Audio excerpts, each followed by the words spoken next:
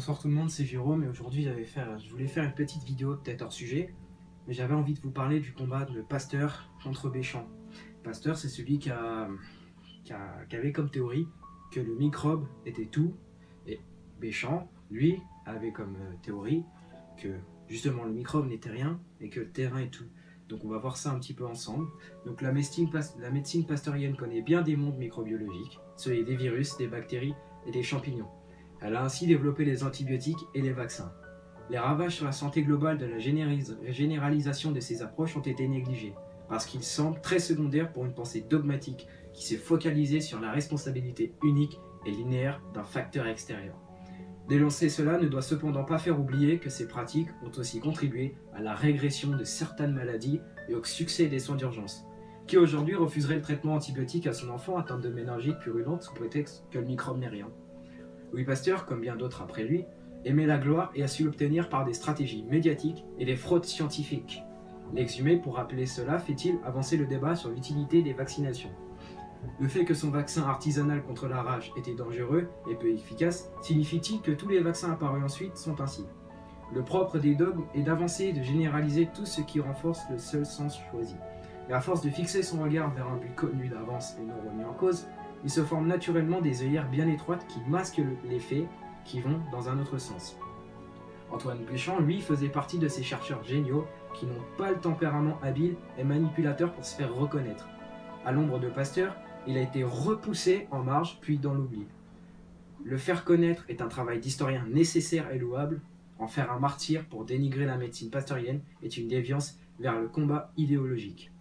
La thèse de Béchamp mise en avant dans ce combat pour la vérité sur les maladies infectieuses est celle des microzymas. Une hypothèse pléomorphisme microbien qui suppose qu'un élément source peut devenir, sans le contexte, le micro-organisme spécifique d'une maladie. Le microbe n'est donc plus la cause, mais le témoin. Et c'est le virage à 180 degrés qui permet le combat frontal. Le microbe ne vient pas de l'extérieur, mais de l'intérieur. Il est une conséquence et non une cause, donc rien dans l'origine de la maladie. Une thèse abondante reprise par les défenseurs de la causalité psychosomatique des maladies.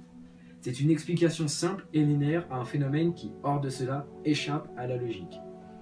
Les somatiques de Nassens, plus près de nous, un autre français, Gaston Nassens, a mis au point un microscope permettant d'observer des entités de très petite taille qu'il a appelées somatides, auxquelles il attribue ce même pouvoir de genèse de micro-organismes pathogènes.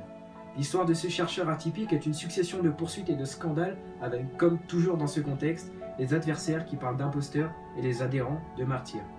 Seule la vérification des observations mises en avant par une équipe indépendante aurait pu faire avancer les choses. Mais il semble que Nassens n'a rien fait pour que cela soit possible. Si le microzyma et les somatides sont observables, pourquoi il n'y a que ceux qui croient qui les voient? Bien sûr, il y a les intérêts, les menaces, les complots, mais il y a aussi beaucoup de chercheurs curieux et honnêtes. Lorsqu'un phénomène bien réel est découvert, même dérangeant, d'autres chercheurs le vérifient et le confirment. Cela a été le cas pour les travaux de Benveniste. La mise en marche de ces vérifications par une science qui ne préfère pas savoir est une autre histoire. La morale de cette vidéo, c'est que malgré les efforts de Pasteur à dénigrer les travaux de Béchamp, il s'est avéré que le microbe n'est rien et que c'est justement le terrain qui est en cause. Et c'est d'ailleurs l'approche naturopathique par excellence. Par exemple, les infirmières traitant des maladies graves comme la malaria ou autres n'ont jamais attrapé cette maladie et pourtant c'était les seuls à être en contact avec les malades. Alors pourquoi le microbe est contagieux? En fait il ne l'est pas parce que le corps n'a pas besoin du virus ou de la maladie pour se nettoyer. Donc tout simplement, ils n'ont pas attrapé le virus. Voilà. Donc j'espère vous avoir éclairé sur le combat de Béchamp contre Pasteur. Et je vous retrouve pour une petite vidéo. Celle-là, je l'ai fait un petit peu hors sujet. Ne prenez pas ça pour des conseils santé. Je voulais simplement éclairer les gens sur le foutage de gueule qu'on nous fait entre Pasteur et Béchamp. Comme quoi Pasteur était le meilleur biologiste qu'on avait pu trouver.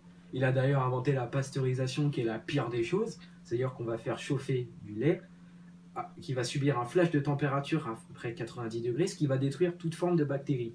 Or, celui qui s'est rencardé un petit peu et qui sait que les bactéries sont utiles pour le biote intestinal va trouver ça un petit peu débile. Et le biote intestinal se construit de bactéries. Donc si on défonce à chaque fois toutes les bactéries venant de l'extérieur, on ne reconstruit pas notre flore intestinale.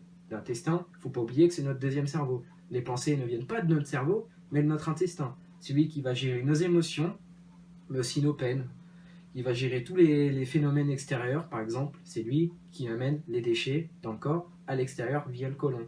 Et toutes ces choses font qu'on se fout de notre gueule depuis un certain temps, et je voulais mettre en avant ce petit mythe pour pouvoir vous expliquer le plus clairement possible la vérité, parce que toute vérité n'est pas bonne à dire, mais j'ai choisi de vous la partager ce soir. Donc voilà, donc je vous souhaite une bonne soirée, et je vous retrouve pour une autre vidéo, un petit peu dans le domaine du complot, mais n'allez pas dire que je suis complotiste, je ne le suis pas. Allez, bonne soirée.